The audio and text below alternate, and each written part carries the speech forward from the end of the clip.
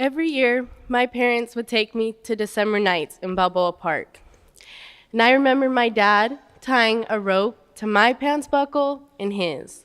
That way I wouldn't get lost, I would stay close to him, but it would still give me some room to explore. The problem is, now I always want to stay close to him, and I always want to know what he's thinking. Of course I love him, and I know he loves me, but now I'm always stuck between following my dad's dreams for me and what I want my dreams to be.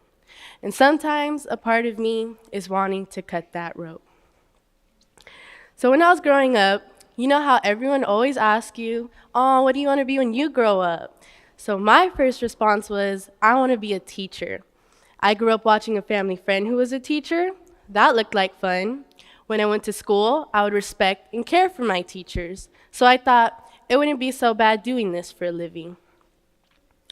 Not long after, my dreams changed. I then wanted to be in the military. My dad was in the Army, my brother was in the Navy, and the way they talked about their years in the service, it's like it was the best decision they ever made. It changed their perspective on life. So I thought, that would be a good decision for me to make. Not long after that, my dreams changed again. I realized I had hair just like Shakira's, and I thought I could be her daughter. So I decided I was destined to be a dancer. I started doing all these dance shows, plays, joined classes. I still remember doing my first talent show. A group of friends and I danced the latest dance moves, and we thought it was the coolest thing to do. Looking back at it now, it's pretty embarrassing. But I was so determined to be a dancer. So I asked to go to a high school that would allow me to focus on that. That school offered me classes such as jazz, tap, modern.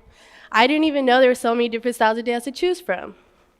But as much as I learned about dance, I started realizing I liked it more as a hobby and not something I could do long term. So I asked to move schools.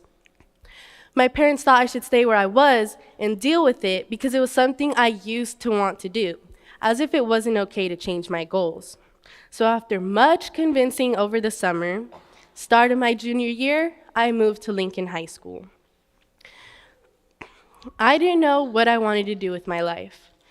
I had went through all these phases and steps, and now I was at step one again. And I felt like I was behind because I didn't know what I wanted to study, who I was, or who I wanted to be. But I kept all those thoughts to myself because I didn't think anyone else would understand me. So my senior year, I took English 101. Of course, we did all those get-to-know-you discussions, so we would be able to feel comfortable talking around each other. One of the first assignments our professor gave us was to write about the 3 selves, which explores our self-image, self-identity, and self-discovery. Our professor knew we all had a story to tell. He knew we had moments of self-discovery that we didn't quite recognize within ourselves, and he wanted to see us grow as individuals. He knew that we could do it.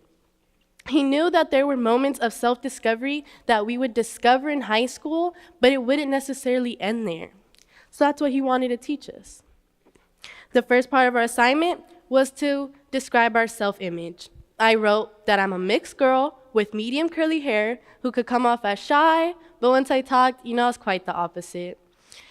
He then told us to write our self-identity.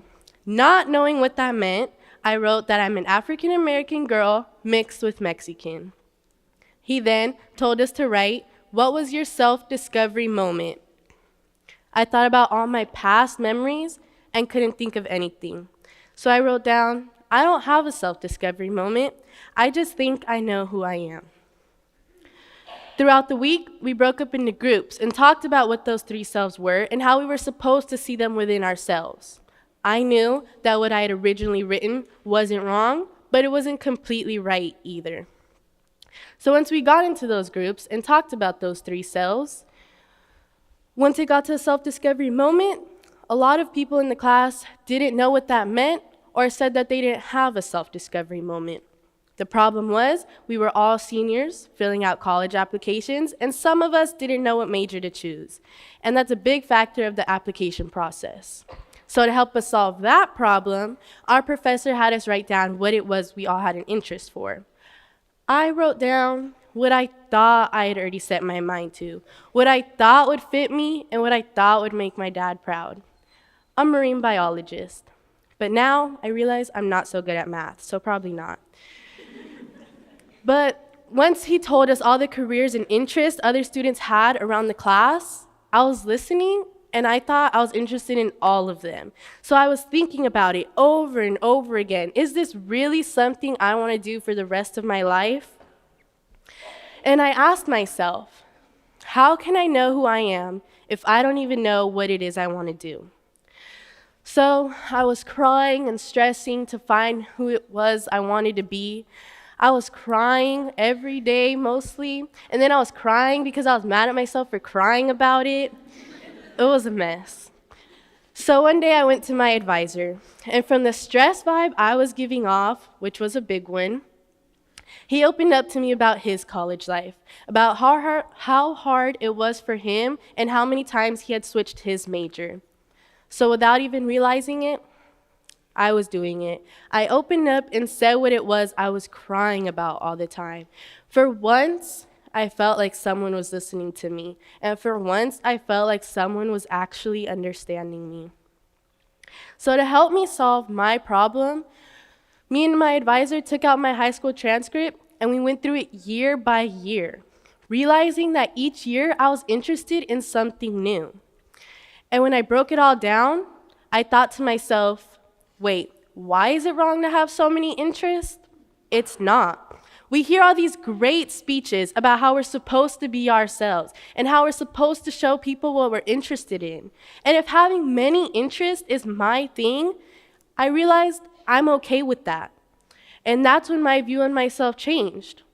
I realized, why do I need to worry about what to tell people when they ask, what do you want to do with your life, if I don't know what it is I want to do in my life? And why do I have to worry and stress about how they're going to react if the one going through it and seeing the end of the road is me? So you may be feeling confused about what you want to do in life. You might not know what career you want to pursue. Your parents have their own idea on what you should do. Your friends think they know what you should do. And maybe you're confused on what you should do tomorrow. But that's okay, because that's a part of life. And I realized that it's okay not to know. So the point is, it's okay to not know what you want to do in life as long as you're truly honest with yourself. Thank you.